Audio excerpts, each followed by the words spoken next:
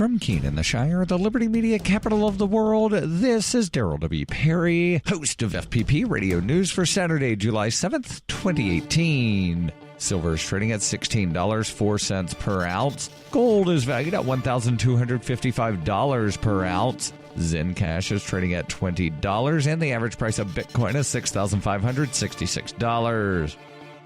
Antiwar.com reports on Friday afternoon, Syrian rebels confirmed that a deal was reached with Russian and Jordanian negotiators to end the offensive in Daraa province and bring the region back under de facto government control. Under the deal, Russian military police will take the border crossings and will guarantee the return of displaced civilians and rebels who want to end their opposition to government rule. The rebels will disarm, but in a series of stages. In addition to ending the Syrian military offensive, the deal also calls for the gradual withdrawal of Syrian army forces from the towns they've taken and to be replaced by local forces who are overseen by Russia. This too is expected to take some time. Those rebels unwilling to resolve their rebel status, for which the Syrian government has been offering broad amnesty, are expected to be transferred north into rebel-held areas there. Once completed, this effectively ends the rebellion across southern Syria.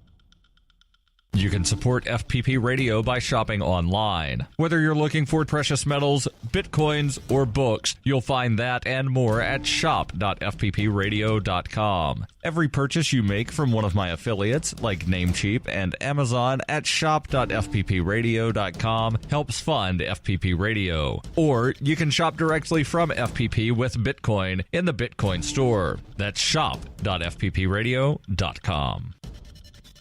UPI reports federal prosecutors dropped charges Friday against the remaining 38 protesters arrested during President Donald Trump's inauguration, according to court documents. The U.S. Attorney's Office in the District of Columbia made the decision to drop the rioting charges after 21 people pled guilty. Police initially arrested and charged 234 people with rioting. Prosecutors dropped cases against 129 people in January in order to focus attention on more serious offenses. 6 defendants who went to trial were acquitted of charges, and prosecutors said they'd be unable to secure convictions for dozens of others. Called out for individual acts of vandalism, violence, and destruction, prosecutors allege the protesters engaged in black bloc tactics on January 20th, 2017 during Trump's swearing-in, causing damage to vehicles and property. 6 police officers were hurt during the protest as they exchanged flashbang explosives with protesters hurling rocks and firecrackers at them. Police said the protest resulted in more than $100,000 in damage across the District of Columbia. A statement from the U.S. Attorney's Office in Washington, D.C. said in light of results in the cases brought to trial, however, the U.S. Attorney's Office has now moved to dismiss charges against the 38 remaining defendants in this matter. Defense attorneys said prosecutors overreached in most of the cases, saying their clients were peaceful protesters caught up in arrest of the more violent rioters.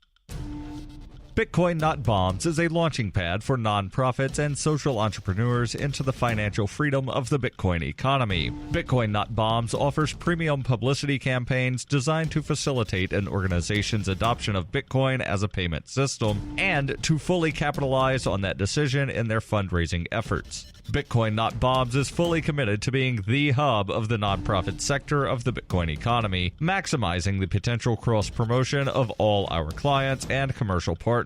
To learn more, visit bitcoinnotbombs.com.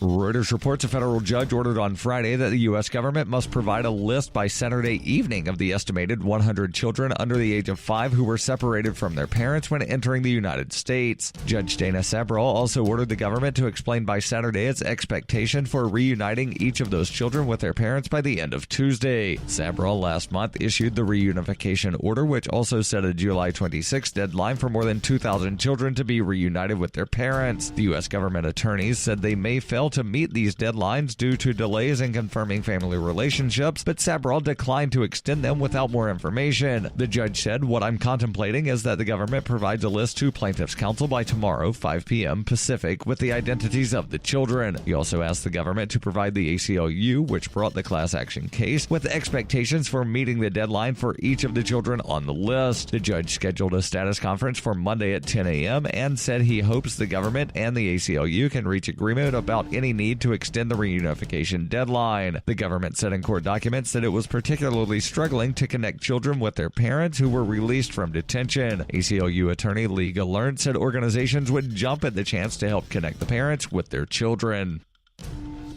This has been FPP Radio News. Online at fppradio.com.